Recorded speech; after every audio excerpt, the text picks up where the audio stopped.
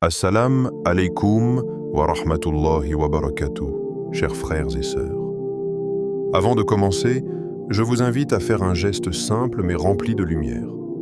Abonnez-vous, laissez un like et écrivez en commentaire un mot qui reflète votre intention pour cette vidéo, comme baraka, risque, confiance, ouverture, lumière. Ce simple mot pourrait être la première pierre du changement que vous attendez. Et partagez cette vidéo à quelqu'un qui traverse un moment difficile, vous ne pouvez pas imaginer à quel point une phrase peut transformer un cœur.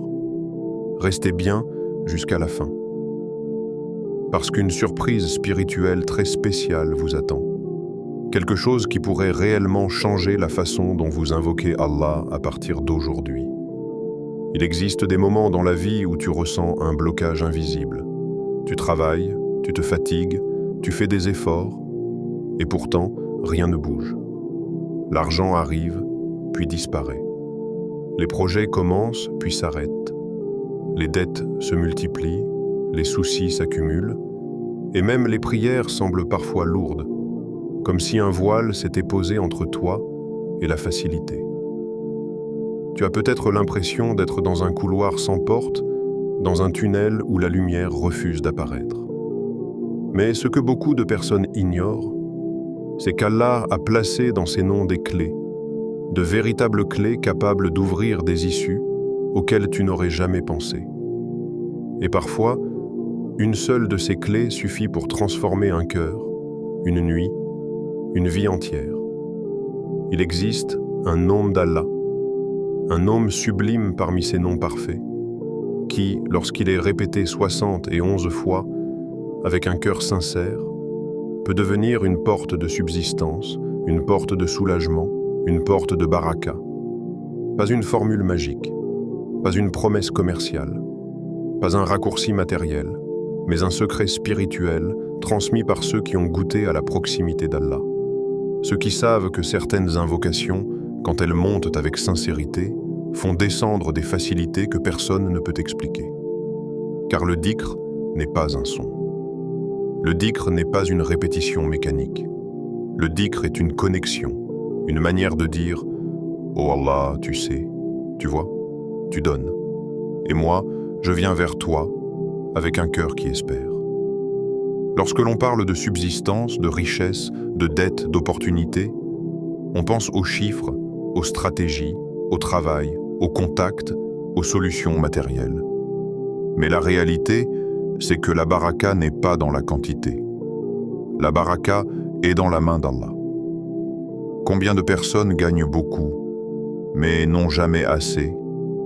Combien en gagnent peu, mais voient leurs biens durer, se multiplier, porter leurs fruits? Combien ont travaillé sans relâche mais n'ont rien obtenu? Et combien ont récité un seul nom d'Allah et ont vu des portes s'ouvrir sans qu'ils sachent d'où venait cette facilité? C'est cela, le secret du dhikr. Car lorsque tu invoques Allah par un de ses noms, tu invoques un attribut réel, présent, vivant, actif.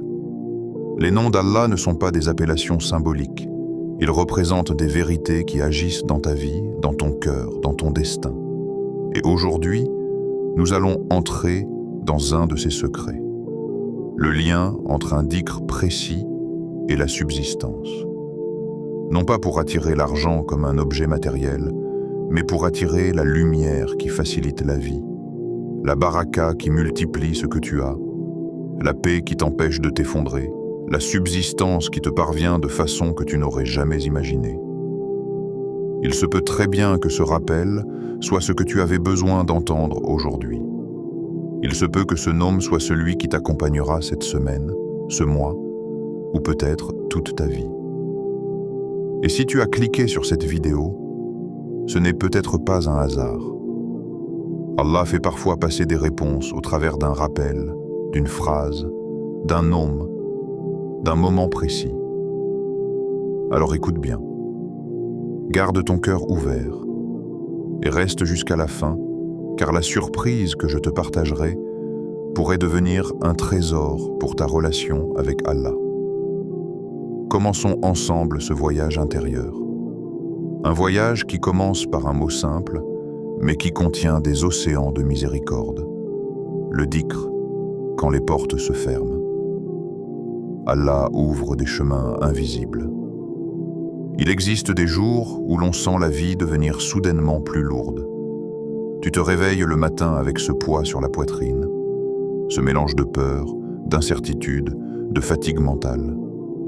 Tu regardes tes efforts, tes démarches, tes projets, et tu te demandes « Pourquoi rien n'avance ? Pourquoi, malgré mes efforts, je me sens bloqué ?» Ces moments, chacun les traverse au moins une fois dans sa vie. Ce sont des périodes où même le risque semble s'échapper, où l'argent arrive puis disparaît comme de l'eau entre les doigts, où les dettes semblent se multiplier plus vite que les solutions, où les portes se ferment les unes après les autres, comme si l'univers entier s'était soudain resserré sur toi. Et ce que tu ressens, c'est une solitude silencieuse. Ce sentiment que les autres poursuivent leur chemin, que la vie continue pour tout le monde, sauf pour toi. Mais ce que beaucoup oublient, c'est que ce genre de moment n'est pas un hasard. Ce n'est pas une punition, et ce n'est pas un signe d'abandon. C'est un appel discret mais puissant. Une invitation d'Allah à regarder ailleurs, à déplacer ton regard des causes matérielles vers les causes spirituelles, à comprendre que l'homme court souvent derrière les moyens et oublie celui qui crée les moyens. C'est comme si Allah te disait « Tu as frappé à toutes les portes, maintenant frappe à la mienne ». Le croyant, lorsqu'il est vraiment croyant, apprend à reconnaître cette période. Il sait que parfois, Allah ferme les chemins visibles pour t'obliger à lever les yeux vers les chemins invisibles. Parce qu'il veut que tu comprennes la vérité que le Coran répète encore et encore. Celui qui place sa confiance en Allah, Allah lui suffit. Pas, Allah l'aidera un peu. Pas, Allah lui donnera quelque chose. Non, il lui suffit. Cette phrase renverse la manière de penser. Elle te rappelle que ta subsistance ne dépend pas d'un patron, d'un client, d'un contrat, d'une opportunité, d'un salaire, d'un business, ou même de ton intelligence. Elle dépend de celui qui a créé la subsistance. Lorsque tu comprends cela, tu commences à voir la vie autrement. Tu comprends que ce que tu pensais être un blocage était en réalité une protection. Que ce que tu pensais être une privation était en réalité une purification.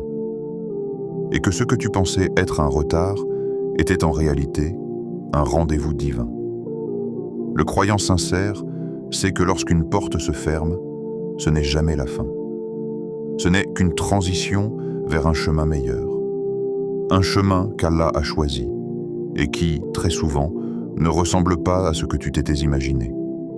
Tu fais peut-être tout ce qu'il faut matériellement, mais ce que tu ignores, c'est que les solutions spirituelles rejoignent souvent les solutions matérielles là où tu ne les attends pas. Il suffit d'un événement, d'un coup de téléphone, d'une personne, d'un mot, d'une rencontre, d'une idée, d'une facilité, d'une ouverture. Et soudain, ton destin bascule. Mais ces ouvertures ne se déclenchent pas seulement en bougeant ton corps. Elles se déclenchent en bougeant ton cœur. Et parfois, il suffit d'un seul nom d'Allah pour que cela commence. Les noms d'Allah, des clés vers la tranquillité et la subsistance. Beaucoup de gens pensent que les noms d'Allah sont simplement des descriptions, comme si cela servait juste à connaître Allah en théorie ou à répéter des mots sans profondeur. Mais ce que peu de gens comprennent réellement, c'est que les noms d'Allah sont des portes spirituelles, des portails invisibles qui te connectent directement à une lumière précise, à une miséricorde précise, à une réalité précise. Chaque nom d'Allah est comme une clef destinée à une serrure particulière, une serrure de ton cœur, une serrure de ta vie, une serrure de ton destin. Il y a des noms qui guérissent la peur, d'autres qui apaisent la colère, d'autres qui renforcent l'espoir, d'autres qui protègent contre le mal, et d'autres encore qui attirent les facilités, les solutions et la subsistance. Le prophète nous a appris que connaître, comprendre et vivre les noms d'Allah mène au paradis. Pourquoi ? Parce qu'un croyant qui connaît son Seigneur ne panique plus, ne se sent plus perdu, ne se sent plus abandonné. Il sait à qui se tourner. Il sait comment invoquer. Il sait comment s'accrocher, car chaque nom possède un parfum spirituel, une empreinte, une énergie, un secret. Le nom Al-Hakim ouvre l'intelligence et la sagesse. Le nom Ar-Rahman apaise les cœurs brisés. Le nom Al-Ghafur nettoie les âmes qui se sentent coupables. Le nom Al-Fattah ouvre des portes que tu pensais scellées. Et puis, il y a ces noms qui touchent directement à la subsistance.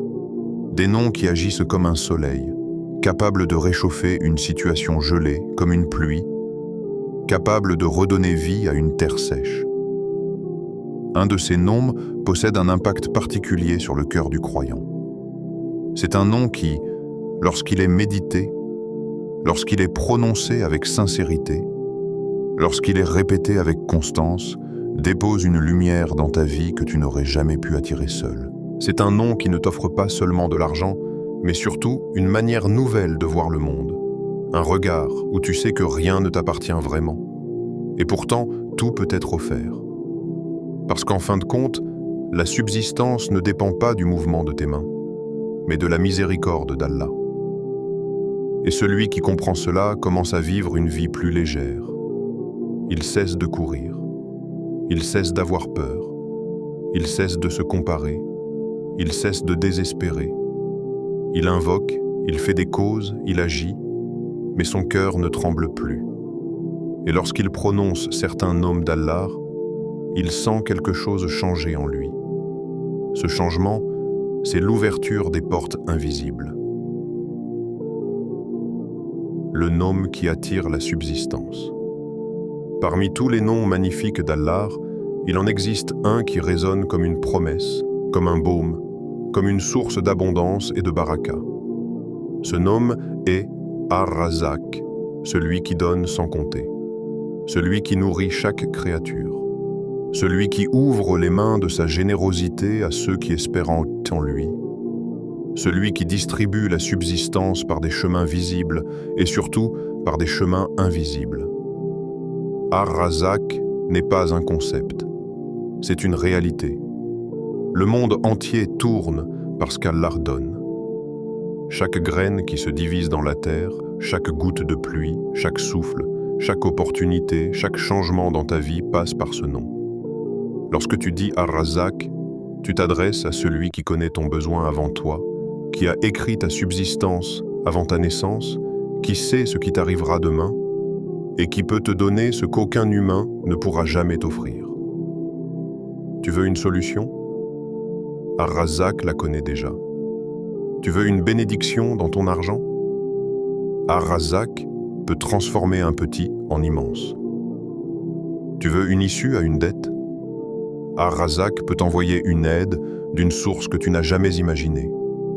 Tu veux une stabilité pour ton foyer, ton travail, ta vie ? Ar-Razak peut stabiliser ce que tous les efforts du monde ne peuvent pas fixer. Et la vérité, c'est que tu n'as jamais eu besoin de courir autant. Tu pensais que tu manquais d'argent.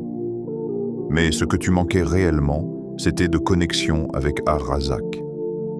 Ce nom n'agit pas comme un miracle instantané, mais comme une pluie lente qui descend dans ta vie, dans ton cœur, dans tes efforts, dans tes relations. Répéter Ar-Razak n'est pas simplement bouger la langue.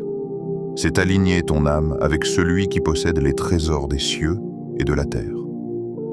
Les savants ont transmis une tradition spirituelle ancienne. Répéter ce nom 60 et 11 fois ouvre une porte de subsistance.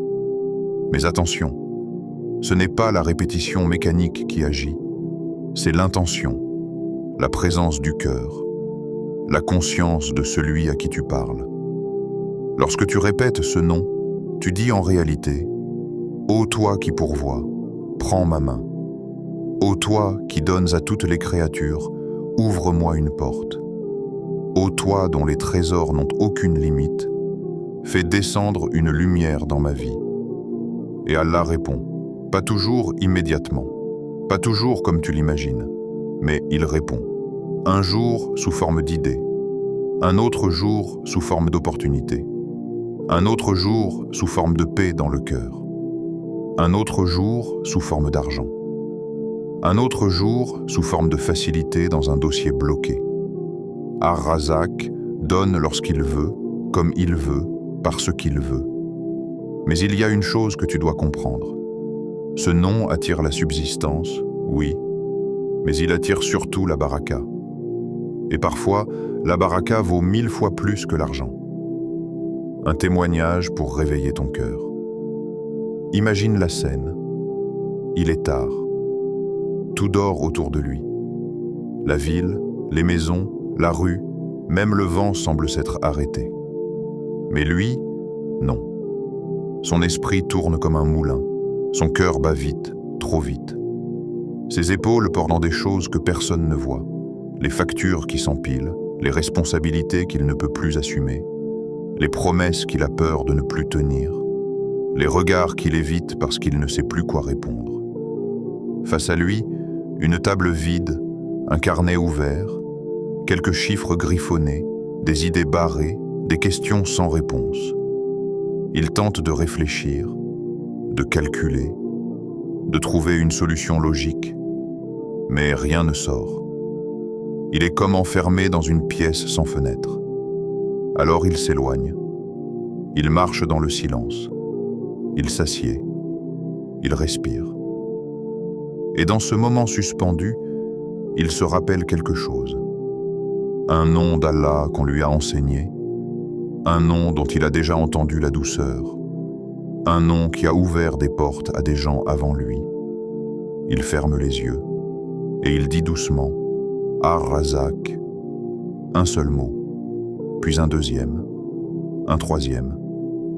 Sa voix est basse, peut-être tremblante, mais elle porte quelque chose que les mots n'expliquent pas. L'espoir. À chaque répétition, quelque chose en lui change.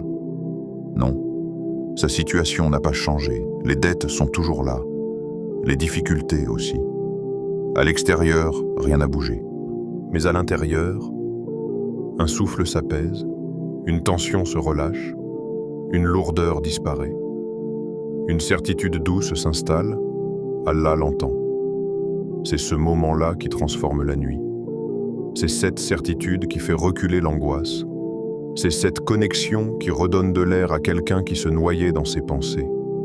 Ce croyant, cette nuit-là, n'a pas trouvé une solution matérielle. Il a trouvé une lumière. La lumière d'un nom. La lumière d'une promesse divine.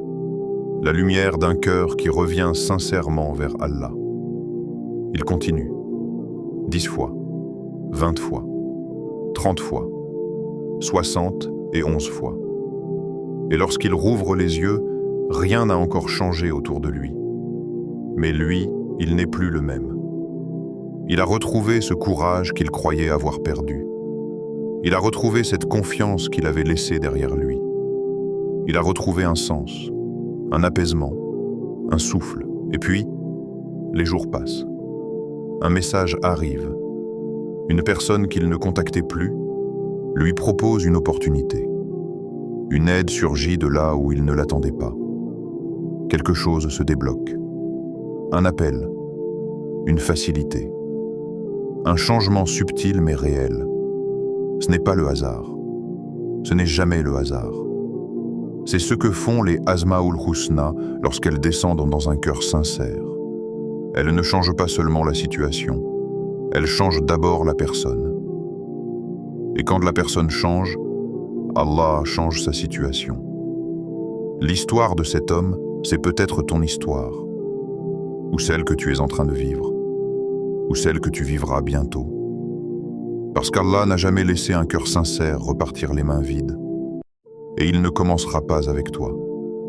La vraie richesse ne commence pas dans ta main, mais dans ton cœur. Dans ce monde, on a tellement associé la richesse à la quantité qu'on en a oublié la qualité. On croit que le bonheur s'achète, que la tranquillité dépend du montant disponible, que la valeur d'une personne se mesure en chiffres. Mais regarde autour de toi. Combien dorment sur des matelas coûteux, mais ne trouvent pas le sommeil?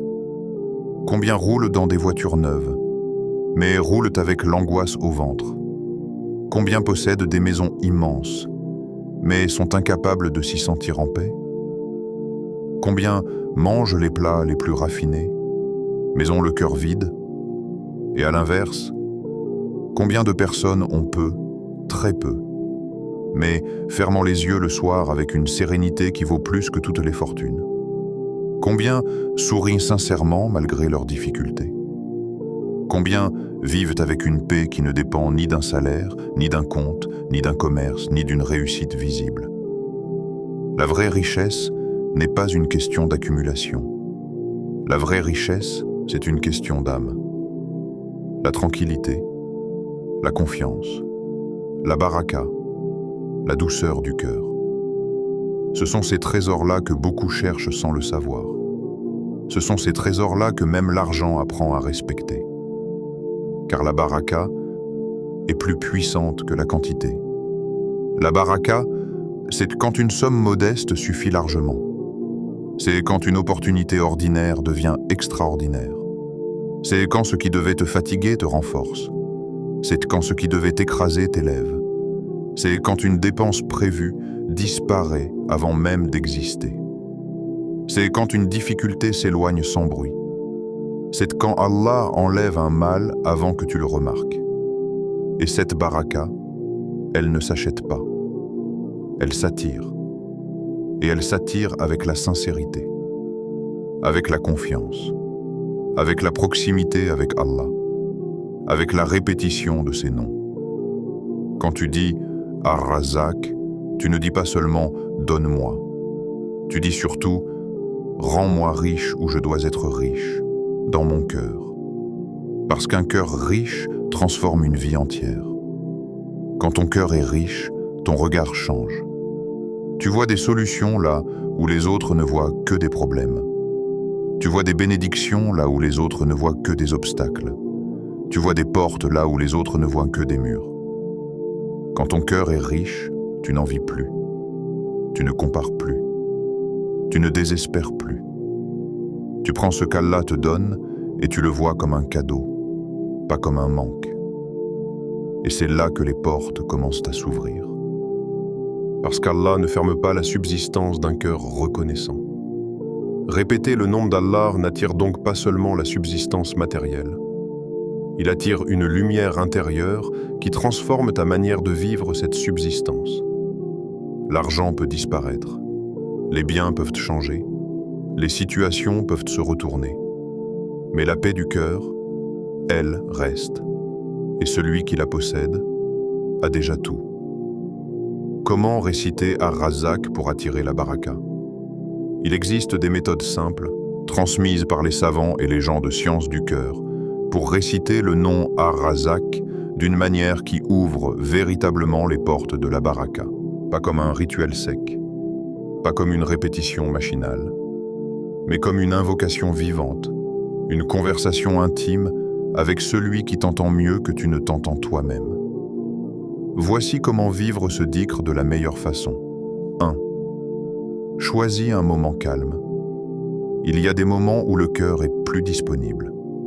Après une prière, avant de dormir, ou juste avant le fajr, dans ces heures où tout est silencieux, sauf Allah. Choisis un de ces instants. Le moment où ton âme ne court plus, où tes pensées ralentissent, où tes émotions se déposent. Assieds-toi. Respire lentement. Laisse ton cœur faire silence. Ce silence, c'est l'espace où la lumière peut entrer. 2. Purifie ton intention. Avant même de prononcer le nom, dis-toi intérieurement, je ne demande pas seulement l'argent. Je demande la facilité, la bénédiction, la paix, le halal et ce qui me rapproche d'Allah. Parce que la richesse sans baraka est un poison, et la baraka sans richesse est déjà une richesse. Ton intention doit être claire. Tu veux une subsistance qui te rapproche d'Allah, pas une subsistance qui t'en éloigne. Les anges écrivent l'intention avant l'action. Alors prépare ton cœur avant de préparer tes lèvres. 3. Récite Ar-Razak 60 et 11 fois. Ce n'est pas une course. Ce n'est pas un rituel magique. C'est un moment de dialogue. Prononce chaque syllabe avec conscience. Comme si tu disais « J'ai besoin de toi, Ya Rab. Je sais que tu donnes à qui tu veux. Je sais que tu m'entends. » Répète-le lentement, comme quelqu'un qui savoure chaque goutte d'un remède. À mesure que tu avances dans la répétition, tu vas sentir ton souffle devenir plus léger, ton esprit plus clair, ton cœur plus stable. C'est normal, c'est l'effet de la connexion. Fais une courte doua. Juste après les 71 répétitions, parle à Allah comme quelqu'un qui parle au plus bienveillant des protecteurs. Dis par exemple « Ô Allah, toi qui pourvois à toute la création, ouvre-moi une porte bénie. Facilite-moi ce que je n'arrive plus à porter. Accorde-moi une subsistance halal, abondante et remplie de baraka. Éloigne de moi les chemins qui m'éloignent de toi et protège-moi par ta lumière. » Ce n'est pas la longueur de la doua qui compte, c'est sa sincérité.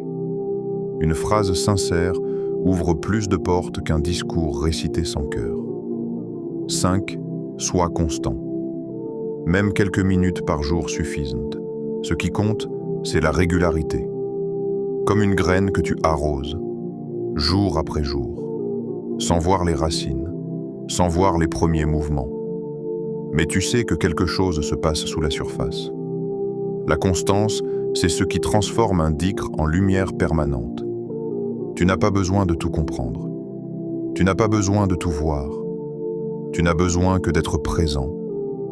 Et Allah fera le reste. La patience, la clé qui accompagne le dhikr.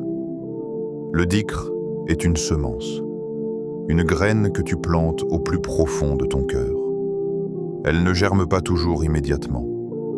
Parfois, tu as l'impression que rien ne change, que rien ne bouge, que rien ne répond. Tu récites, tu invoques, tu te plains à Allah et pourtant, la vie reste la même à première vue. Mais sous la surface, quelque chose est en train de naître.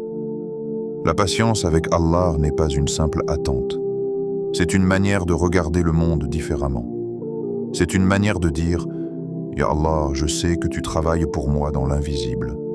Même si je ne vois rien, je te fais confiance. » La patience n'est pas un effort physique. C'est une paix intérieure, un état, une posture de l'âme.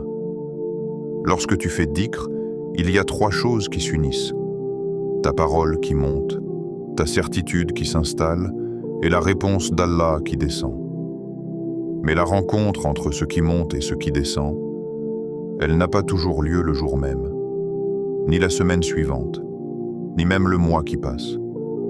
Parfois Allah veut que tu continues pour purifier ton cœur, pour t'éloigner de l'impatience, pour te rapprocher réellement de lui, pas seulement de sa réponse. Chaque invocation crée une vibration dans l'invisible. Chaque dhikr est un mouvement, un souffle, un appel lancé dans un monde que tes yeux ne voient pas mais que ton âme perçoit. Ce que tu appelles lent n'est en réalité qu'une mise en place. Comme si Allah alignait les événements, déplaçait des obstacles, changeait des destinées, préparait des routes et synchronisait des inconnus pour que ton ouverture arrive exactement au bon moment. Tu veux une réponse immédiate, mais Allah veut te donner une réponse parfaite. C'est pour cela qu'il arrive que le dhikr produise son effet bien après les paroles. Car ce n'est pas seulement ce que tu demandes qui compte, mais ce que tu deviens pendant que tu le demandes. La patience ne signifie pas attendre en silence.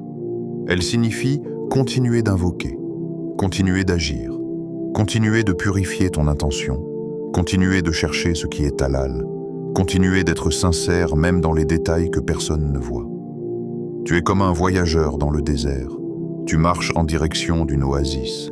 Tu ne vois pas l'eau encore, mais elle existe. Ce n'est pas ton regard qui la crée, c'est ta marche qui t'en rapproche. Le dhikr attire la baraka, mais l'action attire les portes ouvertes. Et la patience relie les deux. Il n'y a pas de dhikr inutile, pas d'invocation perdue, pas de mots qui s'effacent dans le vide. Tout existe, tout s'inscrit, tout agit. Allah n'a jamais laissé un cœur sincère repartir les mains vides. Jamais. C'est une règle divine. Une règle qui traverse les siècles, les peuples, les prophètes, les croyants, les repentants. Et toi, tu n'es pas l'exception. Ta voix compte, ta détresse compte, ta peur compte, ta fatigue compte. Et plus tu répètes son nom, plus ton cœur se sculpte, plus ta foi s'enracine, plus ta stabilité intérieure devient réelle, et plus la réponse se rapproche. La patience, c'est la respiration du dhikr, la lumière du nom Ar-Razak dans ta vie. Il existe des mots qui blessent, des mots qui détruisent, des mots qui ferment les cœurs. Et il existe des mots qui guérissent. Le nom Ar-Razak fait partie de ces mots-là. Ce n'est pas un son, ce n'est pas un terme, c'est une lumière. Une lumière que tu fais descendre dans ton cœur chaque fois que tu la prononces. Une lumière qui agit même si tu ne sais pas comment. Une lumière qui apporte avec elle une douceur particulière, une paix subtile, une chaleur intérieure.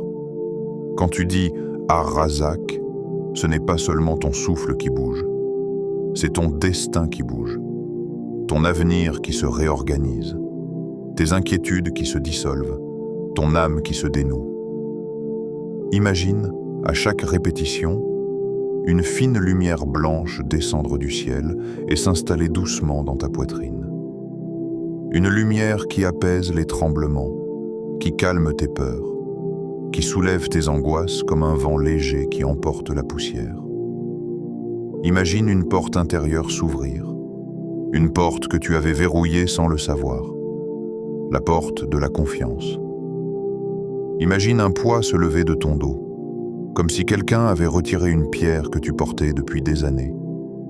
Imagine une miséricorde qui se rapproche de toi, pas comme une vague violente, mais comme une caresse qui rassure, comme une présence qui te dit « Tu n'es pas seul, je suis là ».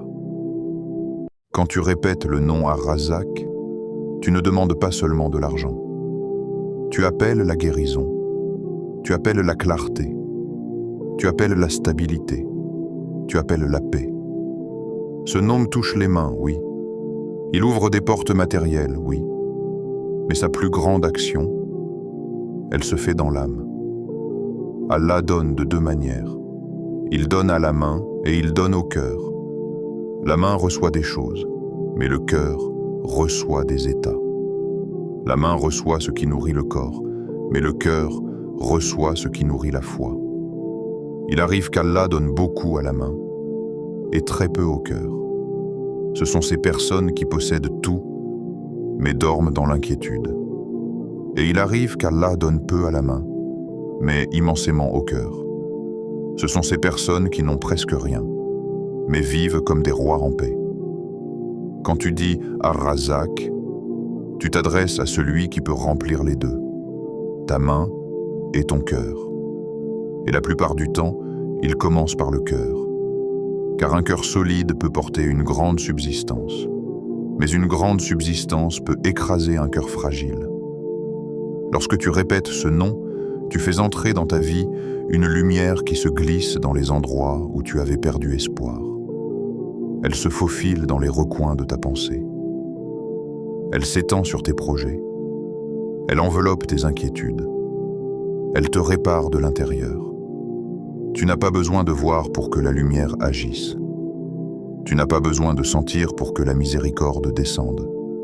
Tu n'as pas besoin de comprendre pour que les portes s'ouvrent. Il te suffit de répéter son nom et de laisser Ar-Razak être Ar-Razak.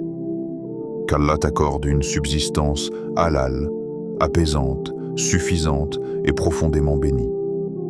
Qu'il apaise ton cœur comme il apaise la terre après la pluie. Qu'il dépose dans ta vie une lumière qui ne s'éteint jamais, qu'il éloigne de toi ce qui t'alourdit et te rapproche de ce qui te rend meilleur. Si ce rappel t'a touché, laisse un like, abonne-toi et partage cette vidéo pour que cette lumière touche un autre cœur. Qu'Allah vous protège, vous éclaire, vous raffermisse. Assalamu alaikum wa rahmatullah wa barakatuh.